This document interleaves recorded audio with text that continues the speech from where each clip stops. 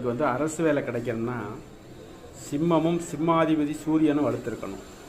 திரையில் தெரியக்கூடிய இந்த சாதத்தை பாருங்கள். ரிஷப லக்கணம், ராசி மீன ராசி, நட்சத்திரம் ரேவதி நட்சத்திரம். இப்போ இந்த ஜாதகத்தில் சிம்மம் அப்படிங்கிறப்ப லக்கணத்துக்கு 4ஆம் இடம் சிம்மத்தை பாருங்கள். குரு பகவான் கும்பத்திலேருந்து 7ஆம் பார்வையாக பார்த்துட்றாரு. சிம்மங்கிறது தான். இந்த சிம்ம வீட்டை குரு பகவான் கும்பத்திலேருந்து 7ஆவது பார்வையாக பார்க்குறாரு. சிம்மாதிபதி சூரியனை 9ஆவது பார்வையாக பார்க்குறாரு. ஓகேங்களா?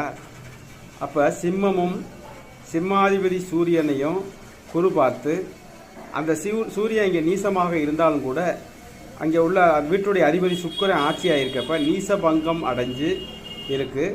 அதுக்கு அடுத்தபடியாக சூரிய திசையே நடப்பில் இருக்குது. அப்போ சூரிய திசையே நடப்பில் இருக்கிறதுனால இவருக்கு இள வயதிலேயே அரசு வேலை கிடைச்சிருச்சு.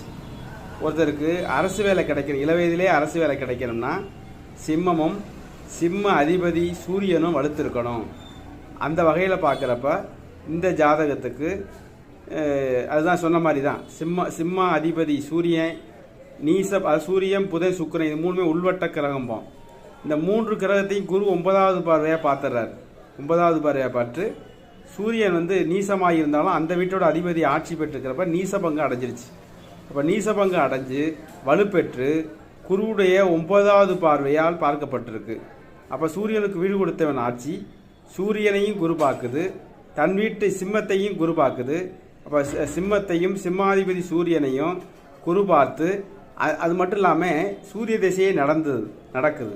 அதனால் இவருக்கு தடுப்பூசி பிரிவில் இவருக்கு ஒரு மேனேஜர் போஸ்ட் கிடைச்சது. இது மாதிரி அப்போ ஒரு ஜாதகத்தில் இள வயதிலே அரசு வேலை கிடைக்கணும்னா அந்த அமைப்பு இருக்கணும், அந்த அமைப்பு சுபத்துவமாக இருக்கணும், அடுத்து அதே திசையும் நடக்கணும்.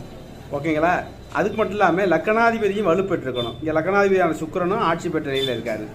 அடுத்து காசு பணம் சம்பாதிக்கக்கூடிய தனக்காரகன் குரு உங்களுக்கு 10ஆம் இடத்துல ஜீவனஸ்தானத்திலிருந்து தனது 5ஆம் பார்வையால் தன வீட்டையே பார்க்குறாரு.